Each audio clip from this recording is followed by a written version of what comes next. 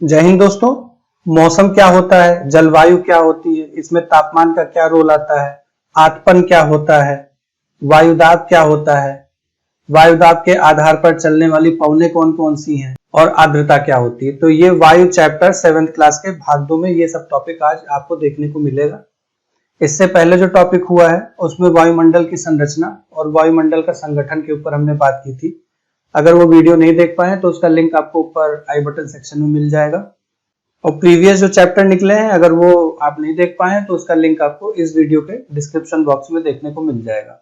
Video को शुरू करने से पहले अगर आप इस चैनल पर नए आए हैं तो प्लीज इस चैनल को सब्सक्राइब कर लीजिए, वीडियो को आखिरी तक देखिए, बेल नोटिफिकेशन पे क्लिक करके ऑल को सेलेक्ट कर लीजिए, जिससे मैं कोई इंपॉर्टेंट वीडियो अपलोड करूं तो वो नोटिफिकेशन के माध्यम से आपको देखने के लिए मिल जाए। आइए जानते हैं मौसम और जलवायु के बारे में। तो मौसम को अगर परिभाषित करना हो तो ये कह सकते हैं कि दिन प्रतिदिन वायुमंडल में होने वाला जो परिवर्तन है उसी को मौसम कहते हैं।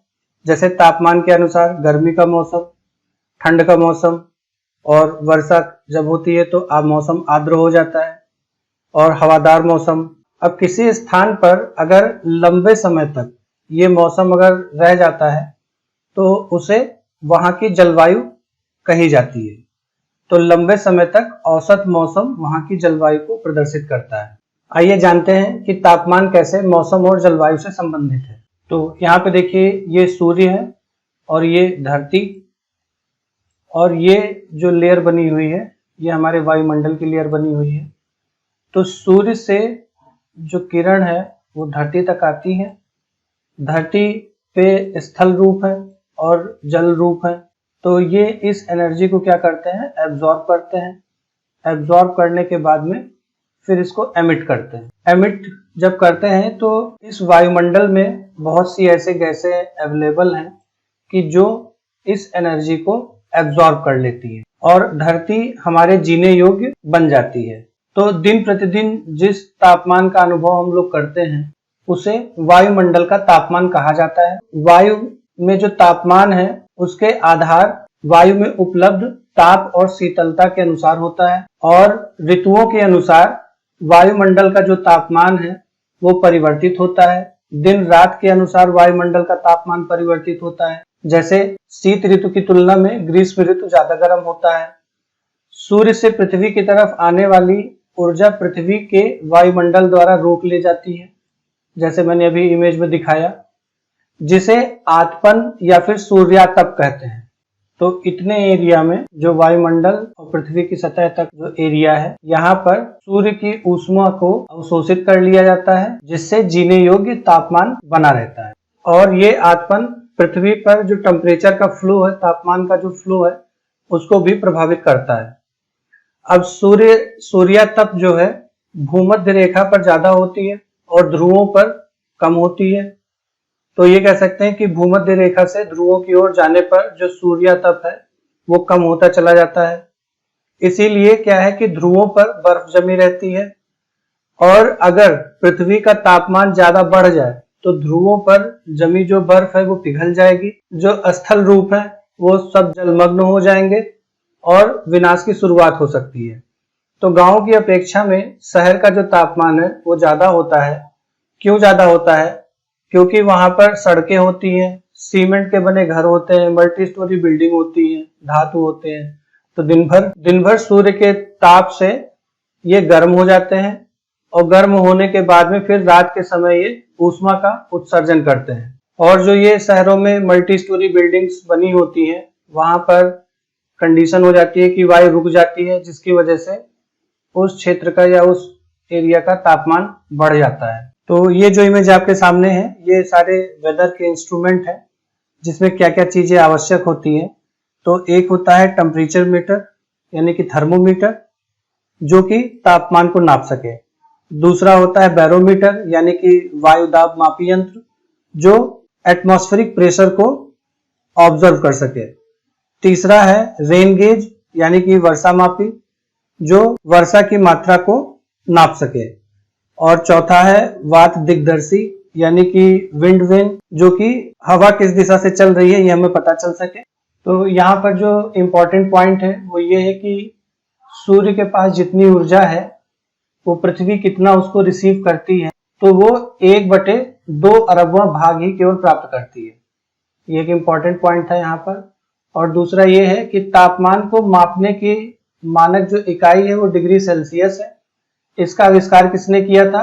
तो एंडर्स सेल्सियस ने किया था। सेल्सियस पैमाने पर जल 0 डिग्री सेल्सियस पर जमता है और 100 डिग्री सेल्सियस पर उबलता है। तो यहाँ पर ये इंपॉर्टेंट इंफॉर्मेशन थी। आइए अब जानते हैं हम वायुदाब का संबंध मौसम और जलवायु पर। तो जो वायु हमारे चारों तरफ है वो हमारे शरीर पर उच्च दाब के साथ बल लगाती है, लेकिन हम इस चीज को महसूस नहीं कर पाते हैं क्योंकि मानव शरीर पर लगने वाला वायुदाब सभी दिशाओं में एक जैसा ही लगता है, एक समान लगता है, और शरीर क्या करता है? उसके विपरीत बल लगाता है। तो वायु का जो भार है वो पृथ्वी की सतह पर बल लगाता है, दाब लगाता है। इसी को वायुदाब कहा जाता है। तो वायु के भार द्वारा पृथ्वी की सतह पर लगाया गया दाब वायुदाब कहलाता है। तो वायुमंडल में पृथ्वी की सतह से ऊपर की ओर जाने पर वायुदाब क्या होता है? तेजी से घटता है। और सबसे ज्यादा जो वायुदाब क्षेत्र होता है वो समुद्र की सतह होती है, वहां पर सबसे ज्यादा वायुदाब मापा जाता है। तो पृथ्वी की सतह पर जो वायुदाब का फैलाव है एक जगह से दूसरी जगह पर वेरी करता है। और ये क्यों वेरी करता है? क्योंकि एक जगह से दूसरी जगह का जो ताप होता है, वायु का जो ताप होता है, वेरी करता है। वायु के ताप पर वायुदाब का फैलाव निर्भर करता है। तो ऐसी जगह जहां पर तापमान अधिक होता है वहां पर जो वायु है वो गर्म होकर के ऊपर की ओर उठती है और निम्न वायुदाब क्षेत्र का निर्माण करती है। अब जब निम्न वायुदाब क्षेत्र बनेगा तो वहां पर बादल के निर्माण और बारिश होने की संभावना बनती है। और ऐसी जगह जहां पर तापमान कम होता है जिसकी वजह से क्षेत्र की जो वायु होती है वो ठंडी हो जाती है, ठंडी होने के साथ में भारी हो जाती है। तो ठंडी और भारी वायु उच्च वायुदाब क्षेत्र का निर्माण करते हैं और उच्च दाब के कारण आसमान साफ और स्वच्छ दिखाई देता है। वायु का जो प्रवाह होता है वो हमेशा उच्च वायुदाब क्षेत्र से निम्न वायुदाब क्षेत्र की ओर होता है। तो हवाएं जब चलेंगी तो हमेशा उच्च वायुदाब क्षेत्र से निम्न वायुदाब क्षेत्र की ओर चलेंगी। तो यहाँ पर वायुदाब से संबंधित एक उदाहरण के तौर पे आप उदाहरण रखा गया है कि जैसे चांद के पास क्या है? वायु नहीं है। तो वायु ना होने की वजह से उनका अपना कोई वायुदाब नहीं है। और जब धरती से कोई अंतरिक्ष यात्री चांद पर जाता है तो उसके लिए एक विशेष सूट तैयार किया जाता है जिसे बोलते हैं प्रोटेक्टिव स्पेस सूट। और उस सूट में हवा भरी रहती है जिससे अंतरिक्ष यात्री जो उतना ही विपरीत बल लगाती है और अंतरिक्ष यात्री अपना काम आसानी से कर लेते। अगर ये पोशाक ना पहने तो क्या होगा? तो अंतरिक्ष यात्री के शरीर द्वारा विपरीत बल लगने के कारण तो उससे सिराएं क्या होंगी? फट जाएंगी। अंतरिक्ष यात्री रक्तस्रावित या हो सकते हैं। आइए अब जानते हैं हम पवन का संबंध मौसम और जलवायु से। तो अभी जैसे हमने बात किया था कि जो हवाएं चलती हैं वो उच्च वायुदाब क्षेत्र से निम्न वायुदाब क्षेत्र की ओर चलती हैं। तो उच्च वायुदाब क्षेत्र से निम्न वायुदाब क्षेत्र की ओर चलने वाले जो वायु की गति होती है उसको हम क्या कहते हैं? पवन कहते हैं। अब पवन का जो विभाजन है वो 3 प्रकार से किया जाता है और ये जो तीनों टाइप हैं प्रेशर बेल्ट पर आधारित है। तो पहला है अस्थायी पवनें, दूसरा है मौसमी पवनें और तीसरी है स्थानीय पवनें। आइए जानते हैं स्थायी पवनों के बारे में, यानी कि परमानेंट विंड्स, और इनकी स्थिति हम देखेंगे अभी ग्लोब के ऊपर। तो अस्थायी पवनें किसे कहते हैं? ये ऐसी हवा होती है कि जो वर्ष भर एक निश्चित दिशा में चलती हैं, उसी को अस्थायी पवन कहा जाता है। निश्चित दिशा में चलती हैं, इस पे ध्यान दीजिएगा क्योंकि अभी जब हम ग्लोब पे बात करेंगे तो वहां पे हाई प्रेशर और लो प्रेशर के बेस पर हम इसको डिफाइन करेंगे। तो स्थायी पवनों के एग्जांपल देखें तो जैसे जो व्यापारिक पवनें हैं यानी कि ट्रेड विंड्स हैं, पछुआ हवाएं हैं यानी कि वेस्टर्लीज विंड है, और पूर्वी हवाएं हैं जो ईस्टर्ली विंड्स हैं। तो अभी देखेंगे कि ईस्टर्ली और वेस्टर्ली का मतलब क्या होता है, इसका नामकरण ऐसा क्यों किया जाता है। ये जो इमेज आपके सामने है ये प्रमुख वायुदाब पेटियां हैं जो हमारे धरती पर उपलब्ध हैं। तो यहाँ सेंटर में जो लाइन जाती है इसको क्या कहते हैं? भूमध्य रेखा कहते हैं। और यहाँ पर जो क्षेत्र बनता है वो निम्न दाब का क्षेत्र बनता है और स्पेसिफिकली डोल ड्रम के नाम से बुलाते हैं।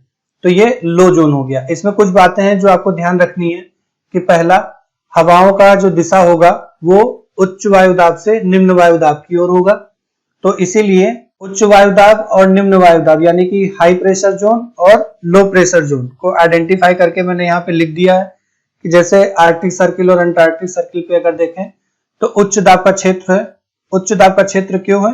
क्योंकि ये पूरा पूरा बर्फ से ढका हुआ है। तो जो ठंडी हवाएं होंगी, भारी होंगी, वो नीचे की ओर रहेंगी, आसमान एकदम क्लियर रहेगा, वहां पे हाई प्रेशर जोन बनेगा। और इसके ऊपर आप देखें जैसे अधोध्रुवीय निम्न दाब है, तो यहाँ पर क्या है कि लो प्रेशर जोन क्रिएट हो रहा है। तो ऐसे हमने इसको कई भागों में डिवाइड कर दिया। तो भूमध्य रेखा से 23.5 डिग्री उत्तर की ओर और 23.5 डिग्री दक्षिण की ओर, ये जो भाग होता है, ऊपर वाला जो भाग है इसको बोलते हैं हम उत्तरी भाग, और नीचे वाले को क्या बोलते हैं? दक्षिणी भाग बोलते हैं। तो यहाँ पर जो हवाएं चलती हैं वो ऊपर की ओर जो चलेंगी वो उत्तर पूर्वी व्यापारिक पवन है, यानी कि नॉर्थ ईस्ट ट्रेड विंड्स। तो ये नॉर्थ ईस्ट क्यों है? क्योंकि अब देखिए यहाँ पर जैसे ये जो साइन बना हुआ है डायरेक्शन का, ये ऐसे ना हो करके ऐसे है। तो इसका मतलब क्या है कि अगर हम ईस्ट, वेस्ट, नॉर्थ और साउथ, तो यहाँ पर जो हवाएं चल रही हैं वो नॉर्थ ईस्ट डायरेक्शन से चल रही हैं, यानी कि ऐसे चल रही हैं। और साथ में ये देखिए थोड़ा सा बेंड है। बेंड होने का कारण है, इससे पहले जो चैप्टर निकले हैं उसमें हमने कोरोलिस इफेक्ट के बारे में बताया था। कोरोलिस जो बल होता है जिसमें पृथ्वी के अपने धुरी पर घूमने की वजह से पृथ्वी की सतह पर होने वाली कई गतिविधियां ऐसी देखी जाती हैं कि जिसमें उनका प्रभाव देखने को मिलता है। और उन्हीं एक प्रभाव में से ये है कि हवाओं की जो दिशा होती है वो कुछ इस तरीके से मुड़ जाती है। तो ये कोरोलिस इफेक्ट की वजह से होता है। तो यहाँ पर जो चलेंगी वो उत्तर पूर्वी व्यापारिक पवनें हैं और नीचे की ओर जो चलेंगी वो दक्षिण पूर्वी व्यापारिक पवनें हैं। तो दक्षिण पूर्वी है, तो इसमें जो दिशा है वो आप देखिए किस टाइप से, ये इस टाइप से इसमें दिया हुआ है, ठीक है। तो इसीलिए इसका नाम क्या रखा गया है? South east trade winds. फिर दूसरा जो अस्थायी पवनों की श्रृंखला में है उसको बोलते हैं सनातन पछुआ पवन, यानी कि प्रिवेलिंग वेस्टर्लीज विंड। अब प्रिवेलिंग वेस्टर्लीज विंड में क्या है कि इसका जो दिशा चलेगा वो वेस्ट से ईस्ट की ओर है, तो ये इस टाइप से। और जो पूर्व की ओर से हवा चलेगी तो उसको क्या बोलेंगे? ध्रुवों के पास है तो ध्रुवीय पूर्वी पवन बोलेंगे, ठीक है। तो अब इसको जोन वाइज हम देखते हैं।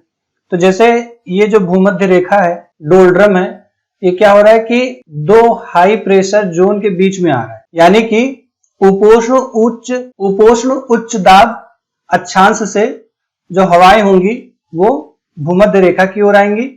और ये जो हवाएं चलेंगी वो किधर से चलेंगी? तो ऊपर से जो हवाएं आएंगी वो इधर आकर के मिल जाएंगी, और ऊपर से इधर से जो दक्षिण की तरफ से जो आएंगी तो वो भी भूमध्य रेखा के वायुमंडल में जाकर के मिल जाएंगी। ऐसे यहाँ पे देखिए, तो यहाँ पर जो हवाओं की जो दिशा है वो इधर से इधर की ओर है, ये इधर की ओर है। ये क्यों है? क्योंकि हाई प्रेशर जोन इधर बन रहा है, यहाँ पे बन रहा है, और यहाँ पे क्या है कि लो प्रेशर जोन बन रहा है।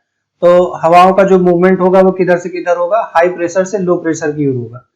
तो इस वजह से यहाँ पर ये दिशा हमें देखने को मिल रही है। अब जैसे यहाँ पर पोल पे, तो यहाँ पे उच्च दाब है, तो यहाँ से जो हवाएं चलेंगी वो लो प्रेशर की ओर जाएंगी। तो यहाँ पे जो नाम दिया गया वो ध्रुवीय पूर्वी पवन नाम दिया गया, ठीक। तो यहाँ पर ये हमें कौन कौन सी देखने को मिली? तो पहला है ध्रुवीय पूर्वी पवन, दूसरा है सनातन पछुआ पवन, और तीसरा है ये व्यापारिक पवन यानी कि ट्रेड विंड्स। आइए अब जानते हैं हम मौसमी पवनों के बारे में। तो जैसा कि आपको पता है कि वायुमंडल में दिन प्रतिदिन हर एक घंटे के अनुसार होने वाली जो घटनाएं होती हैं उसी को मौसम बोला जाता है। तो मौसम विभिन्न ऋतुओं के अनुसार जो मौसमी पवनें हैं वो अपनी दिशा को परिवर्तित करती हैं। तो जैसे ये जो डायग्राम है ये समर के लिए है, और ये जो डायग्राम है ये विंटर के लिए है। तो समर के समय में क्या होता है कि हवाएं इधर से इधर की ओर चलती हैं, ऐसे चलती है हवाएं इधर से इधर की ओर चल रही। तो इसका मतलब क्या है कि ये जो समुद्र का एरिया है ये हाई प्रेशर जोन में है, और स्थल जो है ये लो प्रेशर जोन में है। तो इस वजह से हवाओं का जो मूवमेंट है इधर से इधर की ओर हो जाता है। और इसमें जो विंटर के समय पे है, तो विंटर के समय में क्या होता है, जो स्थलाकृति है ये हाई प्रेशर में कन्वर्ट हो जाती है, और ये जो होता है ये लो प्रेशर जोन में आ जाता है। तो लो प्रेशर जोन में आने की वजह से हवाएं जो चलती हैं वो इस दिशा में फिर चलने लगती। तो ये ऋतुओं के अनुसार जो दिशा होता है वो बदलता रहता है। अब देखते हैं स्थानीय पवनों के बारे में। स्थानीय पवने यानी कि लोकल विंड्स। तो लोकल विंड है तो किसी छोटे एरिया में होगा, तो छोटे एरिया में जो पवने चलती है वो चाहे एक दिन की हो चाहे साल भर की हो, तो निश्चित अवधि में जब चले तो उसी को क्या बोलते हैं, हम स्थानीय पवने बोलते हैं। अब ये दो तरीके से इसको देखा जा सकता है, एक स्थल समीर यानी कि लैंड ब्रीज और दूसरा समुद्री समीर यानी कि सी ब्रीज। तो अभी इसको देखते हैं कि स्थल समीर और समुद्री समीर होता क्या है। और ये जो उत्तरी मैदानी क्षेत्र है, उत्तरी मैदानी क्षेत्र के गर्म और शुष्क हो जाने की वजह से जो स्थानीय पवने हैं वो लू कहलाती है। ठीक है, तो उत्तरी मैदान के जो गर्म और शुष्क स्थानीय पवने हैं उनको लू कहा जाता है। तो ये जो एग्जांपल है लैंड ब्रीज का है, तो इसमें देखेंगे तो जो सूर्य है, जब सूर्य की किरण धरती तक आती है तो आने के बाद में क्या होता है कि जो स्थल रूप होते हैं, जो सॉलिड है, ये क्या करते हैं, एनर्जी को एब्जॉर्ब करते हैं। पानी क्या है, ये जो सी है, सी वाटर भी क्या करता है, एनर्जी को एब्जॉर्ब करता है, लेकिन दोनों में अंतर है। जो लैंड फॉर्म्स होते हैं वो एनर्जी को जल्दी रिसीव करते हैं और जल्दी ट्रांसफर छोड़ भी देते हैं, लेकिन जो सी है ये लेट रिसीव करता है और लेट एमिट करता है। तो इस वजह से क्या है कि दिन के समय में ये जो लैंड फॉर्म है, ये लैंड फॉर्म गर्म हो जाती है। गर्म होने की वजह से यहाँ की हवा जो होती है वो गर्म होकर के ऊपर की ओर उठती है और यहाँ पर निम्न वायुदाब का क्षेत्र देखने को मिलता है, तो लो प्रेशर जोन यहाँ पे देखने को मिलता है। अब ये धीरे धीरे गर्म हो रहा है, तो इसका मतलब क्या है कि यहाँ पर उस स्थिति तक ये हाई प्रेशर जोन में बना रहेगा और हाई प्रेशर जोन में होने की वजह से जो हवाएं होंगी वो इधर से इधर की ओर आएंगी। ठीक है, तो सी की तरफ से लैंड की ओर हवाएं आएंगी। कब? जब लो प्रेशर जोन में लैंड फॉर्म हो और हाई प्रेशर जोन में सी वाटर हो। तो ये था किस चीज का एग्जांपल, लैंड ब्रीज का। अब देखते हैं सी ब्रीज का एग्जांपल। तो सी ब्रीज क्या है, ये जस्ट अपोजिट है लैंड ब्रीज का और इसकी कंडीशन क्या है कि रात के समय देखने को मिलता है। तो अब लैंड है और वाटर है, तो जैसा मैंने अभी बताया था कि लैंड जितनी जल्दी एनर्जी को एब्जॉर्ब करती है उतनी जल्दी एमिट कर देती है, तो ये बहुत जल्दी एमिट कर देगी। और लेकिन सी वाटर है क्या करेगा, एनर्जी को स्टोर करके धीरे धीरे इसको एमिट करता है, धीरे धीरे करता है। तो धीरे धीरे करने की वजह से रात के समय जो स्थल रूप है ये ठंडे हो जाते हैं और जो सी वाटर है वो गर्म रहता है। तो गर्म होने की वजह से यहाँ पे जो हवा होती है वो गर्म हो जाती है, गर्म होकर के ऊपर की ओर उठती है और ऊपर की ओर उठने की वजह से यहाँ पे लो प्रेशर जोन क्रिएट होता है, यानी कि निम्न वायुदाब क्षेत्र यहाँ पे क्रिएट हो जाता है। और ये कूल लैंड ब्रीज है, तो यहाँ पर क्या होता है कि हाई प्रेशर जोन बनता है, उच्च वायुदाब क्षेत्र बनता है। तो हवाओं का जो मूवमेंट अब होना स्टार्ट होता है वो इधर से इधर की ओर होता है, यानी कि लैंड से ओशियन की ओर या फिर सी की ओर। लैंड ब्रीज में समुद्र से हवा आती है लैंड की ओर और सी ब्रीज में लैंड से हवा जाती है सी की ओर। आइए अब जानते हैं आर्द्रता के बारे में कि इसका महत्वपूर्ण योगदान कैसे है मौसम और जलवायु में। तो पृथ्वी पर उपस्थित जितने भी जलाशय हैं वो दिन के समय क्या होता है कि जो पानी होता है उसका वो भाप बन करके वायु में मिल जाता है और वायु में मिलने से ये जलवाष्प में परिवर्तित हो जाता है। तो समय के अनुसार वायु में उपस्थित जो जलवाष्प की मात्रा होती है वही आर्द्रता को रिप्रेजेंट करती है, इंगित करती है। और जो गर्म वायु होती है वो जलवाष्प धारण करने की क्षमता उसके अंदर बहुत ज्यादा होती है। तो जलवाष्प जैसे जैसे ऊपर की ओर उठता है तो वो ठंडा होता जाता है। ठंडा होने में क्या होता है, संघनन की प्रक्रिया आती है। संघनन की प्रक्रिया में क्या होता है कि जो जल होता है वो एक बूंद का रूप ले लेता है और यही छोटे छोटे जो बूंद होते हैं इनका समूह बन जाता है, उसी को हम क्या नाम देते हैं, बादल बूंद। और जब बूंद का समूह भारी हो जाता है तो वो वर्षा के रूप में वापस धरती पर आ जाता है। तो इसको समझने के लिए इस इमेज में हम देखते हैं। ठीक, तो दिन के समय क्या हुआ, ये गर्म हुआ, गर्म होकर के है ना कि इसका वाष्पीकरण हुआ, वाष्पीकरण होकर के ये ऊपर की ओर गया, जलवाष्प ऊपर पहुंच गई और क्लाउड का फॉर्मेशन हो गया, बादल का निर्माण हो गया। फिर बादल में क्या हुआ कि जो बूंद थी उनके जब वो ज्यादा भारी हो गए तो वो नीचे की ओर प्रेसिपिटेट हो गए और प्रेसिपिटेट होकर के फिर से वो वहीं पे आ गए। तो ये कंटिन्यू प्रोसेस ऐसे चलता रहता है, इसी को हम क्या बोलते हैं, वाटर साइकिल बोलते हैं। अब ये जो प्रेसिपिटेशन है कई टाइप होते हैं, तो इनका जो डिपेंडेंसी होती है वो यहाँ पे चल रही विंड के ऊपर भी होता है, वायुदाब के ऊपर भी होता है और तापमान के ऊपर भी होता है। ठीक है, तो जैसे पहला वर्षा है चक्रवाती वर्षा। तो चक्रवाती वर्षा में क्या है कि इधर से क्या है कि ठंडी वायु है और इधर से क्या है कि गर्म वायु है। तो गर्म वायु जब ऊपर उठेगी तो क्या होगा, यहाँ पे निम्न वायुदाब क्षेत्र बनेगा, और ठंडी वायु है इधर तो क्या है कि यहाँ पे उच्च वायुदाब क्षेत्र है।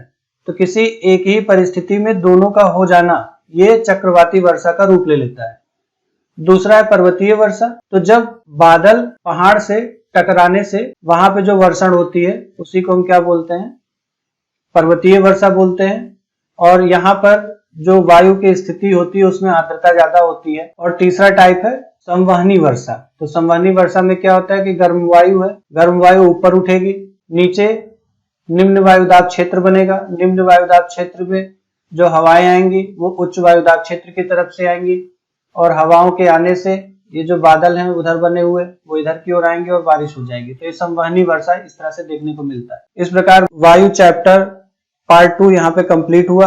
वीडियो कैसा लगा आप कमेंट करके बताइए। वीडियो अगर अच्छा लगा है तो एक लाइक कर दीजिए, चैनल को सब्सक्राइब कर लीजिए, बेल नोटिफिकेशन पे ऑन करके ऑल को सेलेक्ट कर लीजिए कि जिससे मैं ऐसे इंपॉर्टेंट वीडियो अपलोड करूं तो वो नोटिफिकेशन के माध्यम से आपको मिल जाए। तो नेक्स्ट वीडियो आने तक खुश रहिए, मस्त रहिए, पढ़ते रहिए स्टडी पॉइंट 7 के साथ। मिलते हैं हम नेक्स्ट वीडियो में। धन्यवाद।